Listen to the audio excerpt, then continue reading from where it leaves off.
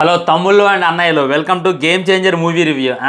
నీకేటిదిరా time travel చేసి నువ్వు కూడా చూసి వచ్చినావు అని చెప్పి కింద కామెంట్లు వేసుకోమాకండి. నేను దిల్ రాజు గారు రావడం జరిగింది. ఆయన అయితే ఇక ఈవెంట్లో మాట్లాడింది అనమాట.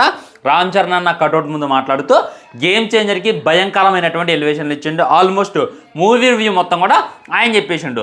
సో ఆయన చెప్పిన దాంట్లో నిజమెంత అబద్ధం ఎంత, నిజానికి సినిమా ఎలా ఉండబోతుంది అనేటటువంటి అప్డేట్లతో పాటు ప్రీ రిలీజ్ ఈవెంట్ ఎప్పుడు కండక్ట్ చేస్తున్నారు, ట్రయల్ ఎప్పుడు రిలీజ్ చేస్తున్నారు, ప్రీ రిలీజ్ ఈవెంట్కి ఎవరు గెస్ట్గా వస్తున్నారు, ఆయన ఏం చెప్పిండు అనేటటువంటిది క్లారిటీగా క్లుప్తంగా ఈరోజు ఈ వీడియోలో మాట్లాడుకునేటటువంటి ప్రయత్నం చేద్దాం.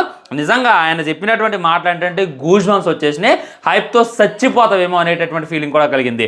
ఇప్పటిదాకా దిల్ రాజు గారు చాలా సినిమాలు తీశారు, చాలా సినిమాలకి ప్రొడ్యూసింగ్ కూడా చేశారు. కానీ ఏ సినిమాకి కూడా ఆయన ఇంతగా ఎలివేషన్ ఇలా భయంకరమైనటువంటి ఎలివేషన్లు ఇచ్చిందనమాట. ఇప్పటిదాకా సినిమాకి అయితే అంటే ఎలా ఉంటుందో ఏలో అనేటటువంటి డౌట్ ఉన్న వాళ్ళందరూ కూడా మామూలుగా ఉంటుందిరా బాబు, సినిమా ఖచ్చితంగా బ్లాక్ బస్టర్ అయితే, సినిమా వేరే లెవెల్ ఉంటుంది అనేటటువంటి హైప్ అయితే మన దిల్ రాజు గారు అయితే క్రియేట్ చేయడం జరిగింది. ఇక అదేంటి అనేటటువంటిది క్లారిటీగా చెప్తా. మీరైతే వీడియో చివరిదాకా చూడాలన్నమాట, మీకైతే తప్పదు. అండ్ ఫస్ట్ మనం మాట్లాడుకోవాల్సిందంటే ట్రయలర్ ఎప్పుడు అనేటటువంటి ట్రెండ్ అయితే బాగా నడుస్తుంది. ట్రయలర్ న్యూ ఇయర్ రోజు మీరు చూస్తారు అనేటటువంటిది దిల్ రాజు గారు తెలియజేసిండు. కానీ మూవీ టీం నుండి అఫీషియల్గా రాలేదు.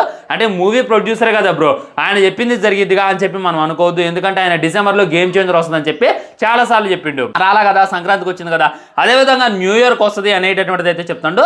ఏమో అదృష్టం బాగుంటే రావచ్చు, రాకపోవచ్చు, కానీ 100% న్యూ ఇయర్ రోజు ప్రతి సినిమా నుండి ఏదో ఒక అప్డేట్ వస్తుంది. కాబట్టి ఖచ్చితంగా న్యూ ఇయర్ రోజు ట్రయల్ వచ్చేస్తుంది అనేటటువంటిది క్లారిటీగా క్లుప్తంగా అర్థమైపోతుంది అనమాట. సో ఆయన చెప్పినటువంటి విషయాలు ఏంటంటే, సినిమా అంట మొత్తం మన చిరంజీవి గారికి ఇచ్చేసారంట. ఒక పెన్ డ్రైవ్లో లోడ్ చేసి, సార్ మీరు ఇంట్లో చూడండి సార్ అని చెప్పి ఆయన ఇంట్లో చెప్పేసి ఈ ఈవెంట్కి అయితే బయలుదేరి వచ్చారంట. బయలుదేరి వచ్చినప్పుడు ఎమ్మటే చిరంజీవి గారు ఫోన్ చేశారంట.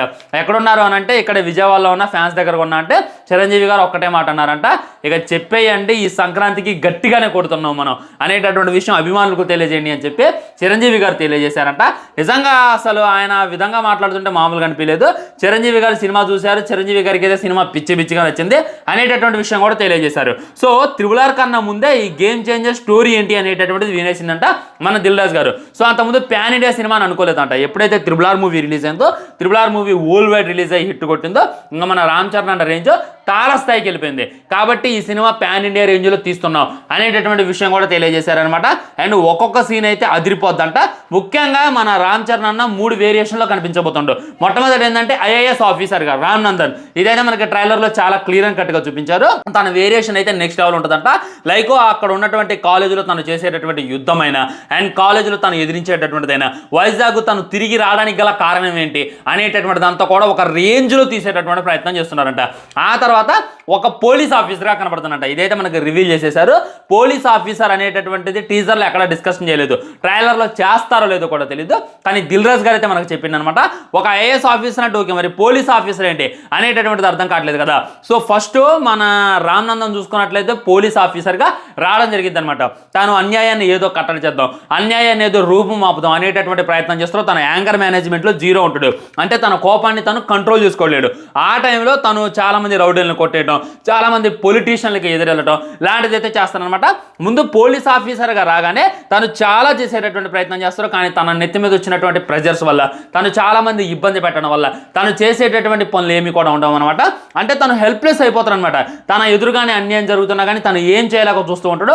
నేను ఒక పోలీస్ ఆఫీసర్ని, నేను ఎందుకు ఏం చేయలేకపోతున్నాను అంటే అప్పుడు తన పైన కలెక్టర్ అయితే కానొస్తాను అనమాట. కలెక్టర్ చెప్పిందే మనం వినాలి అనేటటువంటిది క్లారిటీగా తనకైతే అర్థమైంది. కాబట్టి నేను ఈ ప్రజల్ని ఆదుకోవాలన్నా, ఈ అన్యాయాన్ని ఎదిరించాలన్నా ఓన్లీ పోలీస్ ఆఫీసర్ అయితే సరిపోదు, ఐపీఎస్ అయితే సరిపోదు, ఐఏఎస్ అవ్వాలి అని చెప్పి ఆ పోలీస్ జాబ్ని రిజైన్ చేసి మళ్ళీ ఐఏఎస్ అయితే ప్రిపేర్ అవుతారు.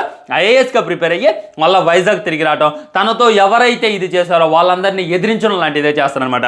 ఇప్పటిదాకా పోలీస్ ఆఫీసర్గా ఒక కథ అయితే కొనసాగించింది కదా. సో తన పని కావట్లేదని చెప్పి ఐఏఎస్ ఆఫీసర్గా వస్తాడు. ఐఏఎస్ ఆఫీసర్ కూడా ఫుల్ పవర్స్ అయితే ఉండవు. ఎందుకంటే ఐఏఎస్ ఆఫీసర్ పైన ఒకడు ఉంటాడు, తనే ఎమ్మెల్యే అనమాట, తనే పొలిటీషియన్. తను చూసుకున్నట్లయితే ఏదైతే చెప్తారో అనేటటువంటిది క్లారిటీగా రామ్ నందన్ అనేది అర్థం చేసుకుంటాడు అనమాట. ఇక లాభం లేదు, డైరెక్ట్గా పాలిటిక్స్లోకి వెళ్ళాలి అని చెప్పి తనేమన్నా పాలిటిక్స్లోకి దిగుతున్నా. సో ఇవన్నీ ఎందుకు చెప్తాడు, ఎందుకు ప్రజల పట్ల ఇంత ప్రేమగా ఉన్నాడు మన రామ్నందన్ అనేటటువంటిది మీకు తెలియాలంటే తన బ్యాక్ స్టోరీ తెలియాలి. తన బ్యాక్ స్టోరీలు ఏంటంటే వాళ్ళ నాన్న పెద్ద పొలిటీషియన్, తను మోసం చేసి ఎస్జే సూర్య, శ్రీకాంత్ వీళ్ళందరూ కలిసి తను చంపేయడమా, తను ఆ యొక్క వైజాగ్ని మోసం చేసిన తను ఒక దేశద్రోహిగా గుర్తించి అయితే తనని చంపేస్తారు. ఆ తర్వాత రామ్నందన్ లాగా వచ్చి ఐపీఎస్ లాగా వచ్చి ఐఏఎస్ లాగా వచ్చి తను ఎలా రివెంజ్ తీర్చుకుంటూ వాళ్ళ లాస్ట్లో వాళ్ళ నాన్నకి ఏమైంది అనేటటువంటిది తెలియాలి అని అంటే మీరైతే సినిమా చూడాలని చెప్పి క్లారిటీగా తెలియజేశారు. ఇవన్నీ ఆయన చెప్పలా, ఆయన చెప్పినటువంటి పాయింట్ని గెస్ అయితే నేను చెప్పేటటువంటి ప్రయత్నం చేస్తున్నా. ఇదైతే నెక్స్ట్ లెవెల్ అనమాట. ఈ విధమైనటువంటి స్టోరీలు ఎంతో వస్తే మట్టుగా సినిమా ఖచ్చితంగా బ్లాక్ బస్టర్ అయితే ఒక అన్యాయాన్ని ఎదిరించేవాడు అనమాట. మన తెలుగు రాష్ట్రాల్లో జరుగుతున్నటువంటి చాలా అన్యాయాన్ని మనకి కళ్ళ కట్టినట్టు చూపించారనమాట. ఆయన కొన్ని రెఫరెన్స్లు కూడా ఉంటాయి అనమాట. మన డిప్యూటీ సీఎం గారి రెఫరెన్స్, వేరే రెఫరెన్స్లు అయితే సినిమాలో పెట్టేటటువంటి ప్రయత్నం చేశారు. తెలుగు వాళ్ళకి ఎన్నైతే కావాలో అన్ని మసాలాలన్నీ యాడ్ చేసి ఈ సినిమాలో దింపేటటువంటి ప్రయత్నం చేస్తున్నారని చెప్పి క్లారిటీగా తెలియజేసిండు. ఇంకోటి ఏంటంటే ఈ ఈవెంట్ ఎప్పుడు కండక్ట్ చేస్తారు అంటే 4వ తారీఖున 5వ తారీఖున ఖచ్చితంగా కండక్ట్ చేస్తాం. ఆ ఈవెంట్ కోసం మన డిప్యూటీ సీఎం పవన్ కళ్యాణ్ గారిని రమ్మని పిలిచాం. ఆయన డేట్ చూసుకొని వస్తా అన్నారని చెప్పి కూడా తెలియజేశారు. ఇదైతే పండగ అని చెప్పుకోవచ్చు. ఇప్పటిదాకా పవన్ కళ్యాణ్ గారు డిప్యూటీ సీఎం అయిన తర్వాత రాలేదనమాట. ఇలాంటి ఈవెంట్లకి సినిమా ప్రోగ్రామ్కి అయితే రాలేదు. ఆయన సినిమా షూటింగ్ ఆయన సరిగ్గా వెళ్ళట్లేదు. అలాంటిది ఇక game changer cinema pre release ఈవెంట్కి వస్తే ఎలా ఉంటుంది అనేటటువంటిది ఒక్కసారి ఇమాజినేషన్ చేసుకోండి. ఇక అక్కడ జన సముద్రాన్ని జనాలు అయితే ఎవడు కూడా కట్టడి చేయడం, ఇక పోలీసులకు అయితే డ్యూటీ పెరిగిద్ది, బౌన్సర్లు అయితే భయంకరంగా డ్యూటీ చేయాలి అనేటటువంటిది క్లారిటీగా అర్థమవుతుంది. ఇంకోటి ఏంటంటే దిల్ రాజు గారు నో ఈగో లేకుండా మాట్లాడుతుండు. మొట్టమొదట ఆయన మాట్లాడింది గేమ్ చేంజర్ గురించి, కానీ అక్కడ ఉన్నటువంటి పవర్ స్టార్ అభిమానులందరూ కూడా ఓజీ అనేటటువంటి నినాదాలు చేస్తున్నారు. అయినప్పటికీ ఈగో లేకుండా ముందు గేమ్ చేంజర్ అయిపోండి, ఆ తర్వాత ఓజీ గురించి మనం ప్రత్యేకంగా మాట్లాడుకుందాం అనేటటువంటిది కూడా తెలియజేసింది అనమాట.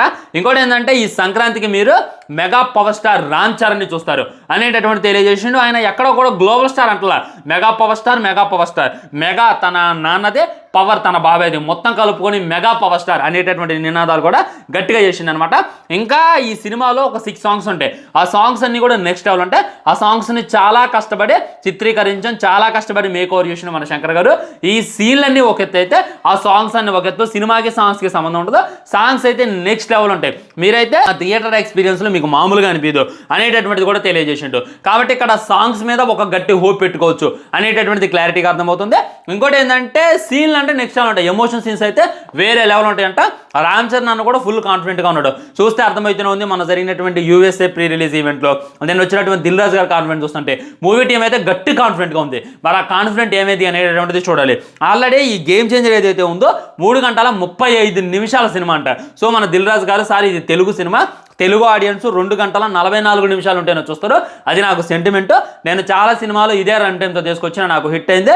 మీరు 2 గంటల 44 నిమిషాలు ఉంచేలా కుదించండి సార్ అని చెప్పి మన శంకర్ గారికి రిక్వెస్ట్ చేయడంతో శంకర్ గారు అంట దాన్ని ఎడిటింగ్లు చేసి ఈ ట్రిమ్ చేసి ఐ డిలీట్ చేసి 2 గంటల 44 నిమిషాలకైతే కుదించారంట. 2 గంటల 44 నిమిషాల్లో అటు ఇటుగా ఒక 30 నిమిషాల సాంగ్స్ తీసేయండి అంటే మనం 2 గంటల 10 నిమిషాల సినిమా అయితే చూడబోతున్నాం అనేటటువంటిది క్లారిటీగా అర్థమవుతుంది. సో ఈ 2 గంటలు మెగా పవర్ స్టార్ గారు శంకర్ గారు ఎలా డ్యూటీ చేశారనేటటువంటిది చూడాలి.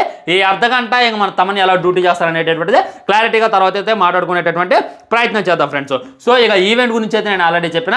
ఈ 5వ తారీఖున ఈ 4వ తారీఖున మన పవన్ కళ్యాణ్ గారు డేట్స్ ఇస్తే ఖచ్చితంగా ఆయన వస్తారు అని చెప్పి కాన్ఫిడెంట్గా దిల్ రాజు గారు అయితే తెలియజేస్తాడు. నేనైతే ఇగ్గల్లే వెయిట్ చేస్తున్నాను. మొట్టమొదటి ఏంటంటే ఈ 1వ తారీఖు ట్రయల్ ఉంది, రెడీగా ఉండండి. 4-5లో ఈవెంట్ ఉంటుంది. ఇంకా అది అయిపోగానే సినిమా రిలీజ్ ఉంటుంది. నిజంగా 10వ తారీఖు అయితే పండగ ఉండబోతుంది అనేటటువంటిది ఇంకా క్లారిటీగా అర్థమవుతుంది. ఇప్పటిదాకా డైనోసార్ను చూసినాం మనం సలార్లో చూసుకున్నట్లయితే ఏ విధమైనటువంటి విజృంభణ సృష్టించింది అనేటటువంటిది. ఆ తర్వాత గాడ్జిల్లాను చూసినాం పుష్పరాజ్తో. ఆ గాడ్జిల్లా అనేటటువంటి టైటిల్కే వర్త్రా బాబు అని చెప్పి హాలీవుడ్లో సైతం గాడ్జిల్లా అనేటటువంటి నినాదాలు మన అల్లు అర్జున్కి చేస్తున్నారు. ఇంకా వీళ్ళిద్దరు బాధ్యత అయిపోయింది. డైనోసార్ది అయిపోయింది, గాడ్జిల్లాది అయిపోయింది. ఇక కింగ్ కాంగ్ని మీరు చూడబోతున్నారు అంటే మన రామ్ చరణ్ని చూడబోతున్నారు, మన గేమ్ చేంజర్ని చూడబోతున్నారు అని చెప్పి ఇంకా క్లారిటీగా అర్థమవుతుంది. Waiting friends. నేనైతే సినిమా కోసం ఇగ్గలే, ఎందుకంటే దిల్ రాజు గారి స్పీచ్ తర్వాత వీళ్ళు ఉన్నటువంటి కాన్ఫిడెన్స్ తర్వాత ఇంకా భయంకరంగా పెరిగిపోయింది నాకైతే. ఉంటా మరి బాయ్. ఛానల్ని సబ్స్క్రైబ్ చేయండి, వీడియోని లైక్ చేయండి, వీలైనంత వీడియోని షేర్ చేయండి. వందే మాత్రం. జై హింద్.